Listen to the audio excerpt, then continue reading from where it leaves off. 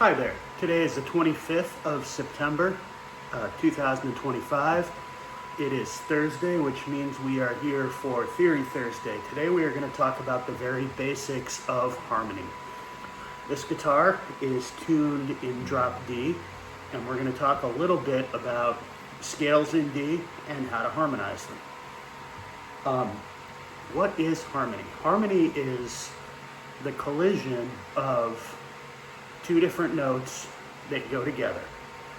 At the most basic level, the way to think about that is, what is the tonic of the scale?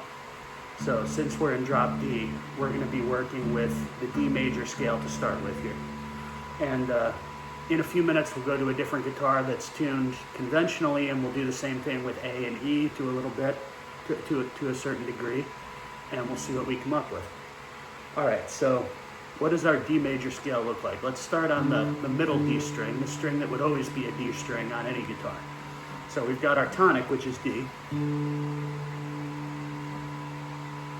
Got our first, second,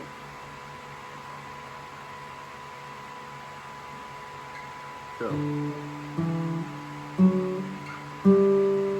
third, fourth, fifth. I'm sorry. Here's our 1, 2, 3, 4, 5, 6, 7, and octave. All right, so that is our D major scale.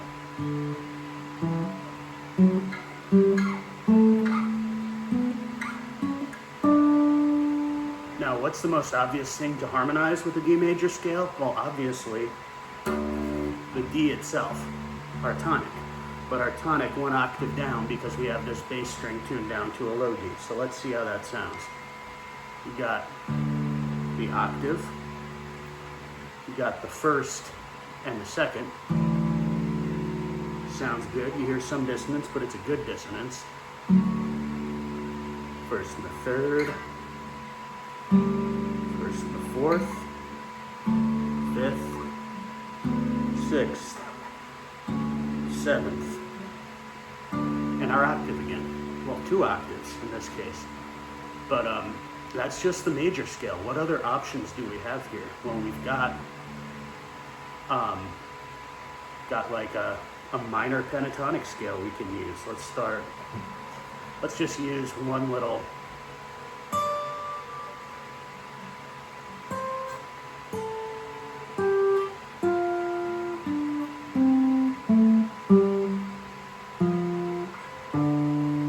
So that's like a section of the D minor pentatonic scale. Let's play with that for a minute and see how it sounds. Pretty good.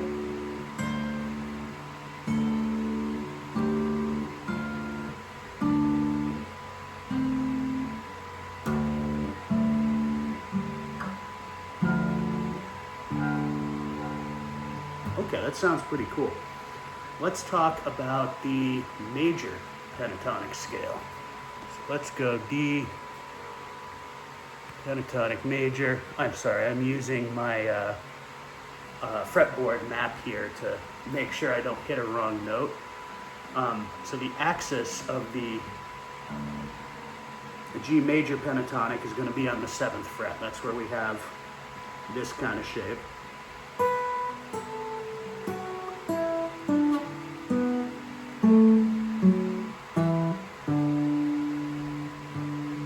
So let's sort of play with that.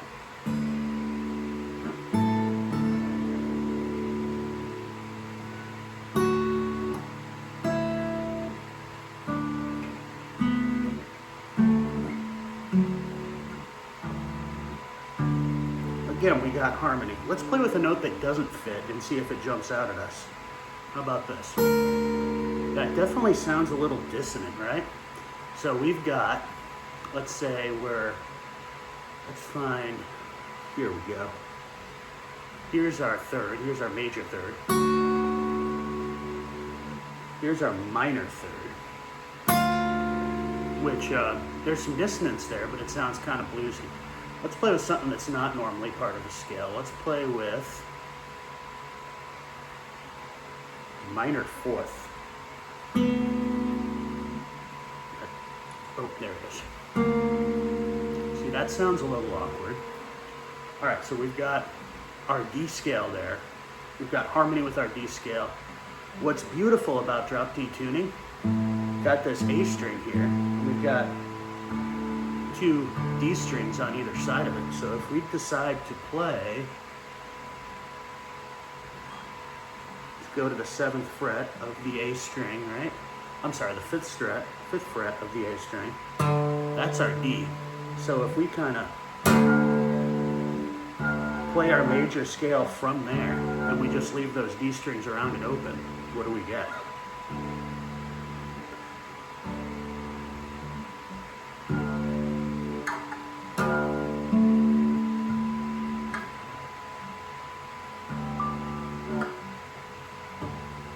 Kind of hard to hear that A string against the D strings. Let's just do the 2 here. So.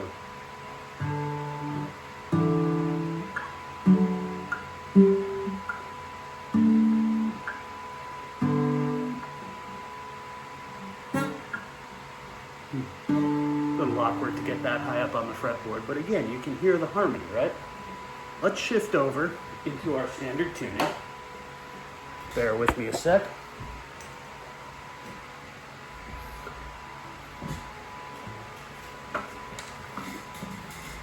All right, so we've got standard tuning, we've got 2 open E strings. So there's our 1 in our tonic, 2 in our tonic, 3 in our tonic, 4th in our tonic, 5th in our tonic, 6th, 7th, and our octave. That sounds pretty beautiful. Let's talk about the A string, which we could have done in drop D too, but we have a string here that is in A, and this is a common bass string, the kind of music I play with fingerstyle blues, right? What can we harmonize with here? Well, we know the 5th fret of the low E string gives us an A, right? So we can do A major scale here.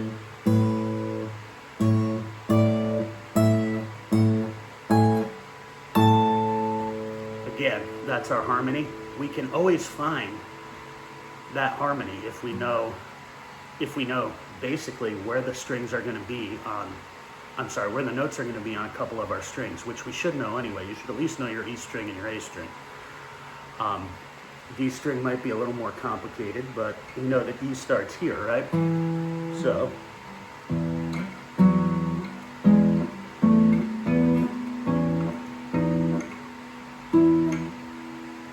there we go. Let's talk about what else harmonizes. We can sort of test this experimentally, right? So we're going to go to the E minor pentatonic.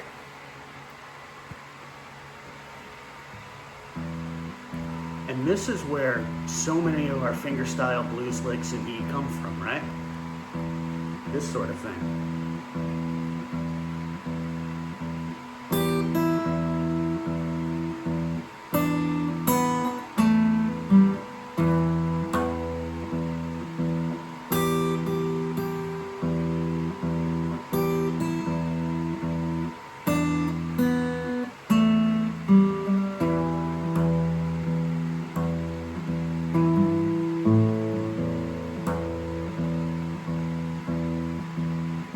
Let's talk about intervals a little bit.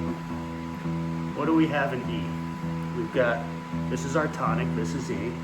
If we hit this string here, 2nd fret of the D string, that's our octave, right?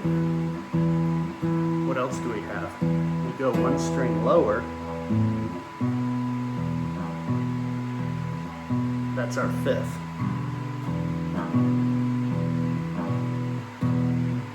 So that's always going to harmonize, but if we're playing blues, we can play with the flat 5th for a second.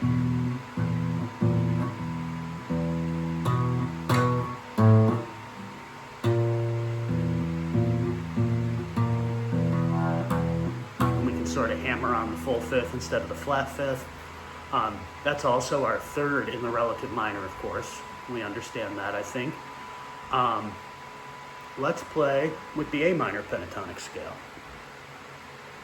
So this becomes our bass string, right? So that's our octave.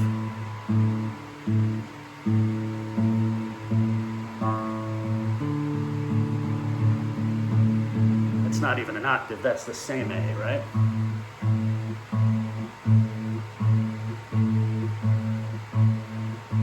Let's sort of find our third.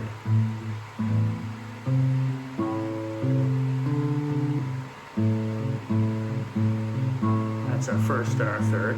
What if we run from the flat third into the major third? That's pretty cool and bluesy. There's a kind of dissonance there we can work with. So this is how I want us to think about harmony. And the other thing we're going to do is we're going to talk about chords and harmony and how we can get to a chord voicing without necessarily fretting that note anywhere other than the bass string. So if we're on the 5th fret here, on the B and G strings, what do we have? We've got C, which is the 3rd of our A scale. We've got E, which is the 5th of our A scale. So if we do these three strings at once, what do we have? A major chord. Now what if we want an A minor chord? We just flatten this 3rd by going to the 4th fret of our G string. There's our minor 3rd. There's our A minor, A major, A minor. When you start looking for harmony when you're practicing your scales, working around your scales, you gain a better understanding of chords, you get a better understanding of intervals. I would highly recommend this practice. Another good thing to think about when we're talking about harmony is if you're fretting a chord, let's say we're fretting this this A7 voicing here that we use so often in the blues. We've barred the top 4 strings on the 2nd fret, and we've picked up the 3rd fret of the high E string. That's a classic A7 voicing, and we've got our bass string here. So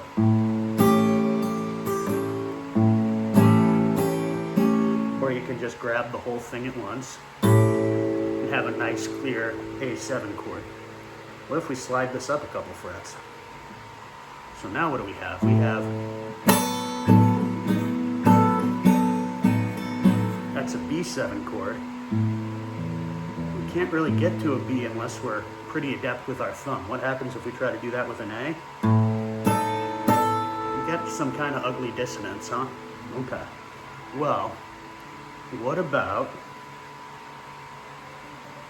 this kind of E7 voicing?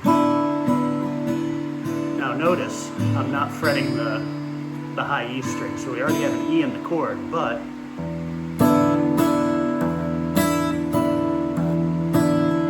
you get that octave contrast and you get some pretty cool harmony going.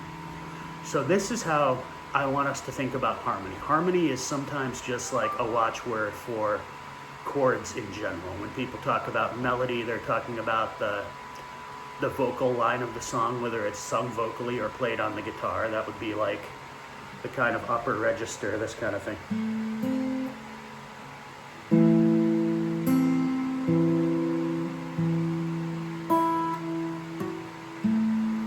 That's the melody, that's the part you would sing if you were singing, and the chords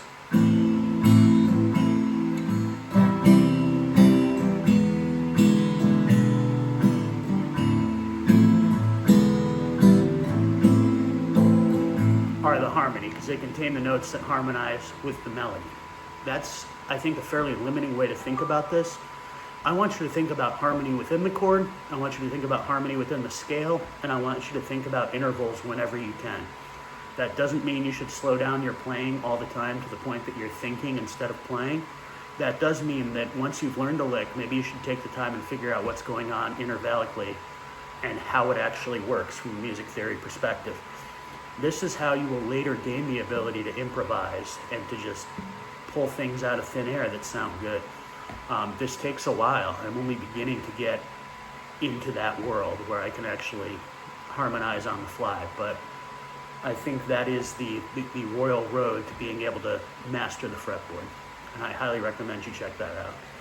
Thank you for watching. We'll see you again next week. Thank you.